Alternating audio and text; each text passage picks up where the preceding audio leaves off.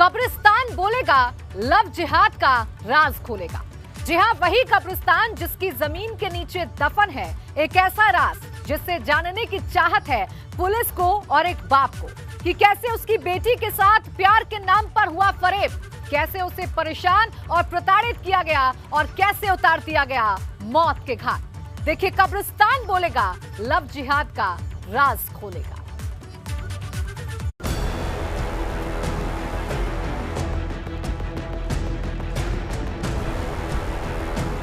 फरेब की खौफनाक दास्तान, धोखे की नींव पर प्यार चढ़ा परवान,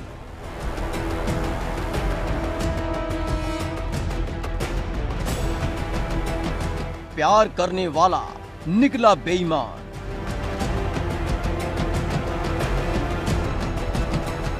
खौफनाक सच का गवाह कब्रिस्तान। झांसी के थाना प्रेमनगर इलाके के कब्रिस्तान में पुलिस की मौजूदगी और उस मौजूदगी में हो रही खुदाई उस सच्चाई को सामने लाने की है जो प्यार के नाम पर फरेब की दास्तान लिखते हैं। ऐसी दास्तान जिसका हर शब्द झूठ, फरेब और खौफ से भरा हुआ है। दरअसल कब्रिस्तान की जमीन के अंदर से जिस सच को खंगाला जा रहा है वो प्यार से शुरू हुआ था और फिर नफरत की ऐसी आग में तब्दील हो गया जहां मोहब्बत जमीन के नीचे दफन हो गई।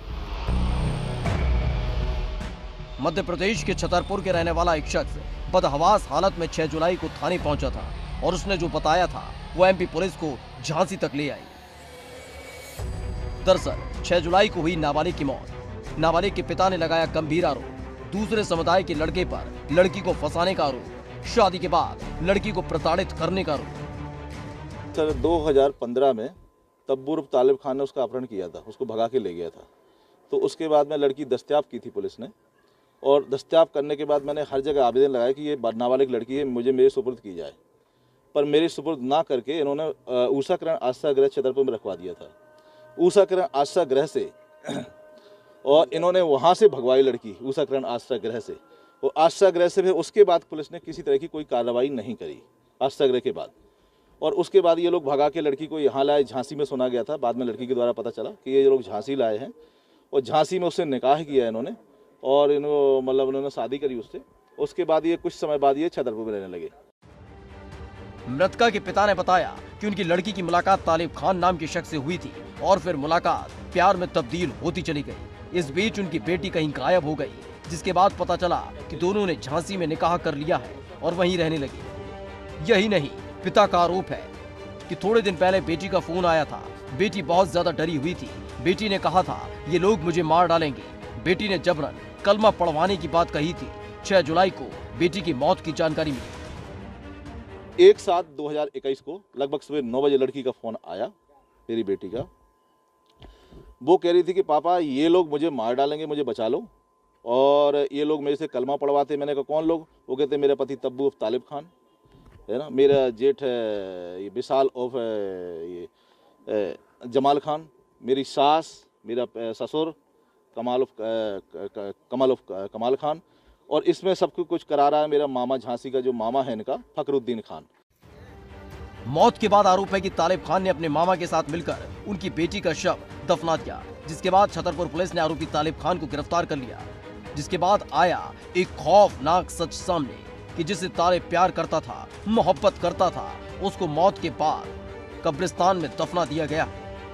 में मर्ग कायम था हमारे यहाँ पे, जिसकी जांच की गई थी। इसमें किशोरी लाल जो लड़की का पिता है उसने बताया था कि उसकी लड़की को के द्वारा जहर खा दिया गया है और उसे झांसी इलाज के लिए लेके जाया गया। जिसके बाद छतरपुर पुलिस झांसी आई और फिर कब्रिस्तान में दफन शव को बाहर निकाला गया और पोस्टमार्टम के लिए भेज दिया गया, जिसमें मौत की पूरी वजह निकल कर सामने आएगी। पता चलेगा कि मौत से पहले कितना तड़पी थी बच्ची और किस तरह से उसे प्रताड़ित किया गया। सीआरपीसी धारा 176 के अंतर्गत शवोत्खनन के लिए एग्जीक्यूटिव मजिस्ट्रेट को नामित किया जाता है। तो उसके क्रम में एग्जीक्यूटिव मजिस्ट्रेट की भूमिका में मेरे आदेश पर मध्य प्रदेश पुलिस और प्रेमनगर थाना और पर्याप्त पुलिस बल की मौजूदगी में शवोत्खनन की कार्रवाई कराई गई और शव को पोस्टमार्टम के लिए भेजा जा रहा है। पिता का आरोप है कि उनकी बेटी से पहले भी तालिब खान ने एक हिंदू लड़की से शादी की थी और जिससे उसे बच्चे हैं। यही नहीं, उनकी बेटी को जब तालिब खान भगा कर ले गया था उस वक्त बेटी को बरामद कर लिया गया था और आश्रय स्थल में रखा गया था, जहां से एक बार फिर से तालिब खान उनकी बेटी को लेकर फरार हो गया। लेकिन उस वक्त पुलिस ने कार्रवाई नहीं की, वरना आज उनकी बेटी जिंदा होती। खैर, जीते जी खून के घूंट पीने वाली बेटी मौत के बाद लव जिहाद के उस घिनौने राज को खोलेगी जिसे तालिब खान ने अंजाम दिया। एबीपी गंगा के लिए झांसी से चंद्रकांत की रिपोर्ट। आगरा से किडनैप हुए डॉक्टर को पुलिस ने 36 घंटे के ऑपरेशन के बाद आखिरकार बरामद कर लिया।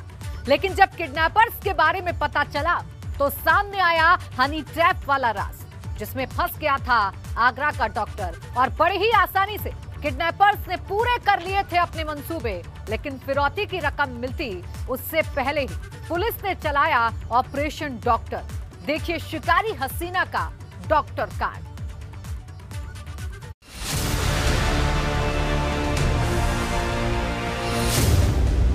हुस्न ने फैलाया फरेब का जाल,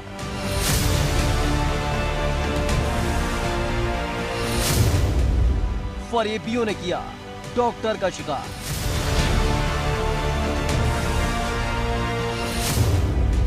अलर्ट पर पुलिस, प्लान हुआ बेकार।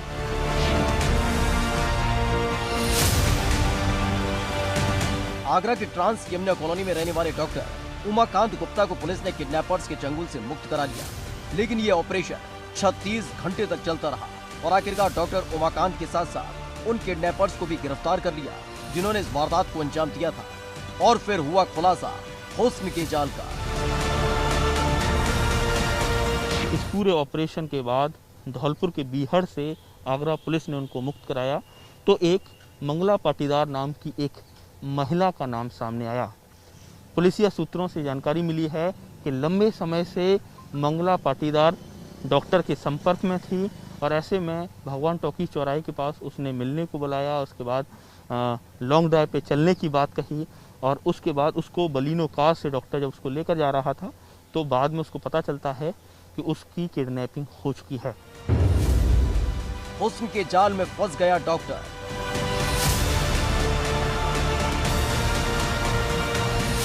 दरअसल पुलिस ने डॉक्टर को किडनैपर्स के चंगुल से मुक्त कराने के लिए जो ऑपरेशन चलाया था उसमें कॉल डिटेल से लेकर सीसीटीवी फुटेज को खंगाला गया, जिसके बाद हुआ हनी ट्रैप वाले सच का खुलासा।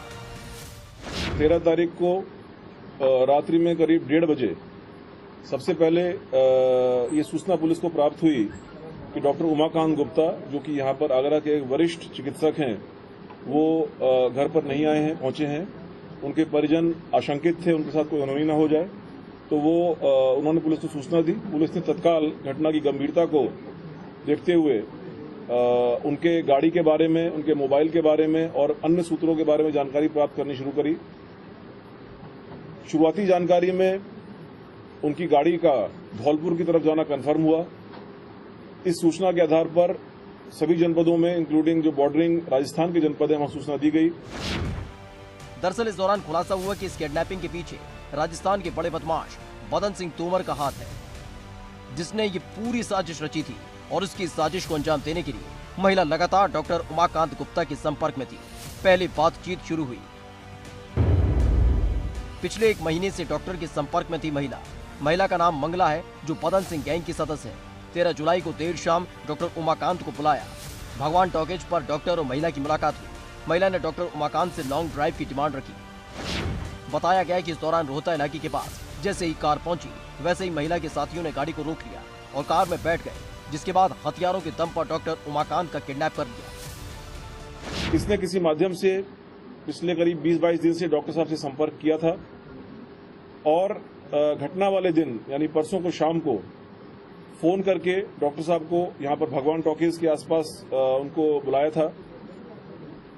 वो महिला ही डॉक्टर साहब के गाड़ी में बैठ करके उनके साथ रोहता पास तक गई थी और वहां पर बदमाशों ने इनको ओवरपावर करके, ये बदमाश इसी महिला के साथ खड़े थे, मतलब महिला जो थी गैंग की सदस्य थी और उस महिला के साथ जो बदमाश चल रहे थे उन्होंने डॉक्टर साहब को ओवरपावर करके उनका किडनैप करके आगे धौलपुर ले गए।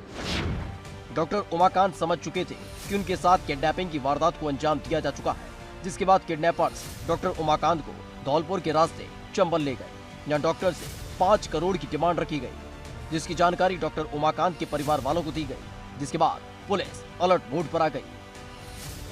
उनके घर पर 5 करोड़ रुपए की फिरौती का एक पत्र प्राप्त हुआ है।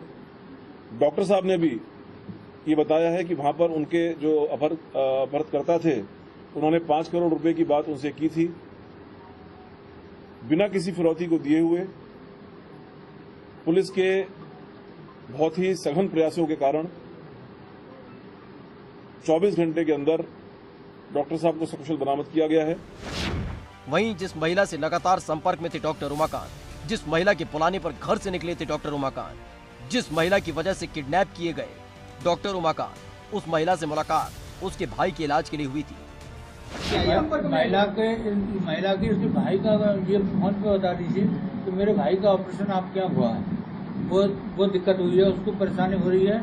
और ये महिला बार बार ये फोन करके अपने भाई के संबंध में बताती, मथुरा अपने आप को रहने वाली बताती थी, जो कि इस गिरोह से संपर्क था इसका। ये मुझको चाह रही थी कि मैं गिरोह के आदमियों के साथ मिलकर के डॉक्टर साहब को अपहरण करवाऊं।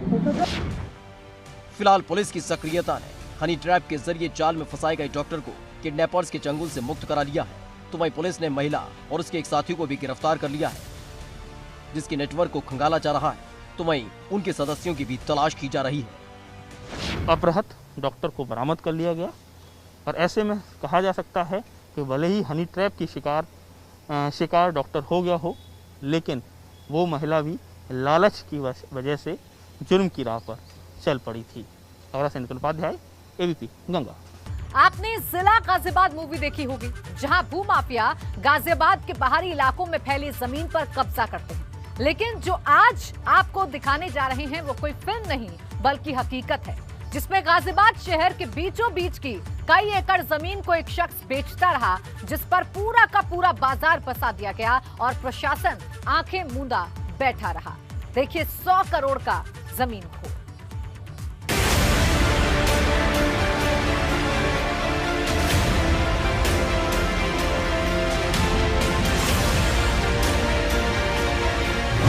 वक्फ की जमीन पर काला साया, शहर भर में धोखेबाज ने बाजार सजवाया, करोड़ों की जमीन पौड़ियों में नीलाम। गाजियाबाद का ये बाजार यूं तो किसी भी आम बाजार की तरह है, लेकिन इस बाजार की नींव जिस जमीन पर रखी गई है उसके लिए जमकर की गई धोखेबाजी और जालसाजी। दरअसल गाजियाबाद में जिस जमीन पर यह बाजार सजा हुआ है वो जमीन वक्फ बोर्ड की है, लेकिन धीरे धीरे जमीन को एक जालसाज लीलता चला गया और करोड़ों की जमीन को कौड़ियों के दाम पर बेचता चला गया। और उसका सबूत